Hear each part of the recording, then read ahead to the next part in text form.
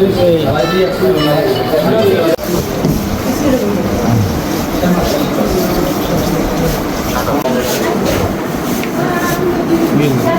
নৌযান শ্রমিক ইউনিয়নের সাংগঠনিক সম্পাদক।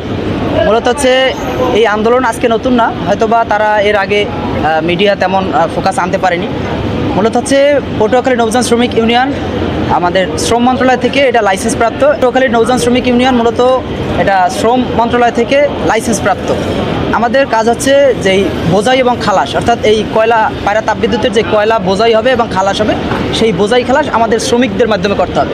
বিগত দিনে পায়রা বন্দরের সাথে পায়রা তাপবিদ্যুতের বেশ কয়েকবার মিটিং হয়েছে, আমাদের কাজ বুঝিয়ে দেওয়ার জন্য আমাদের চিঠি আছে, আমাদের কাগজপত্র আছে। আমরা বারবার বলেছি যে আমরা কোনো প্রকার বিশৃঙ্খলা চাই না, আমরা এখানে শান্তি শৃঙ্খলভাবে বসছি এবং কর্তৃপক্ষের সাথে কথা বলে তাদের আমাদের পেপার সাবমিট করব। তারা যদি আমাদের কাজ না দেয় সেক্ষেত্রে আমরা আমাদের কর্মসূচি এটার থেকে আরও কীভাবে অন্যদিকে মানে এর থেকে ভালো কী কর্মসূচি দেওয়া যায় সেটা আমরা এখান থেকেই সিদ্ধান্ত নিব।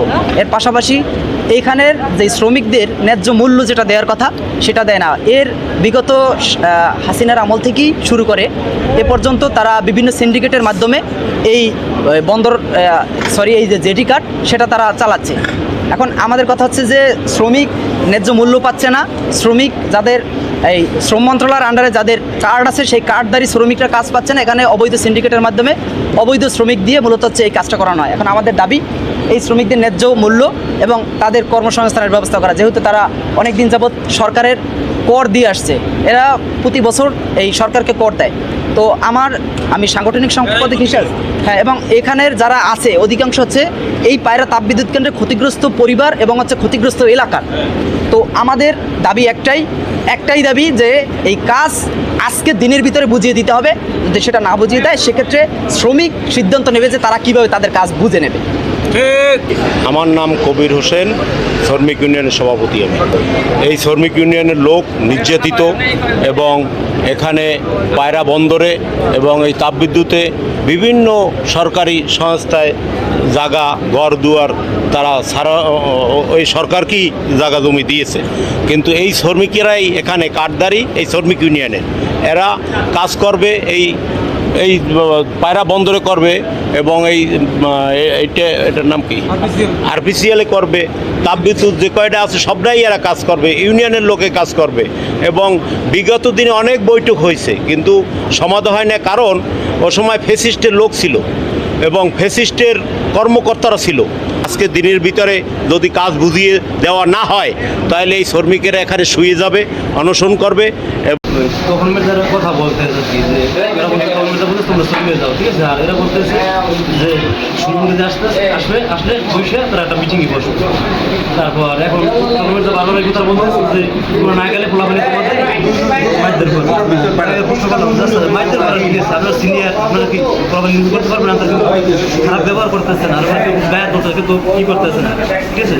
আর উঠি তোমরা যদি ঠিক হইতেছে ভাই যাই হোক সবটাকে মার কই আমার প্রথম শুরু করছে চালানোর পর আমার জড়াই ধরছে আর ওরা চাইবার জন্য শুয়েছে। বেশিরভাগ গভর্নমেন্ট যাই প্রথম করছে গভর্নমেন্ট কি আমরা তখন আমাদের দাবি করতে গেছি, আমরা মানে নেতারা আসার সময় নেতারা চলে আসছে, আমরা আসতেছি তখন আর কি আমাদের উপর অ্যাটাক করছে।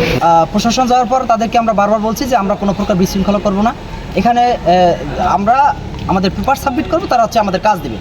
তো আমাদেরকে কলাপাড়ার ওসি সে হচ্ছে বারবার বলছে যে আপনারা কোনো প্রকার ঝামেলা করেন, আমরা এটা সমাধান করব।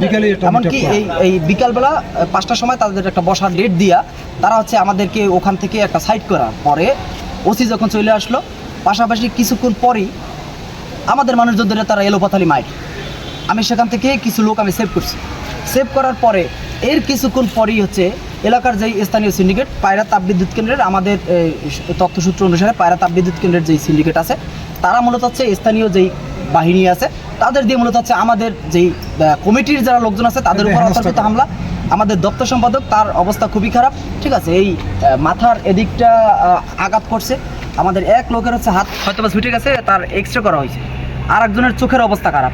এখন স্বাভাবিকভাবে এই 24 পরবর্তী সময় যদি একটা শ্রমিক তার ন্যায্য অধিকার আদায় করতে গিয়ে যদি আজকে তাদের এই রকমের একটা পরিস্থিতির শিকার হইতে হয়, কেন আজকে মানে একদম শান্তিপূর্ণ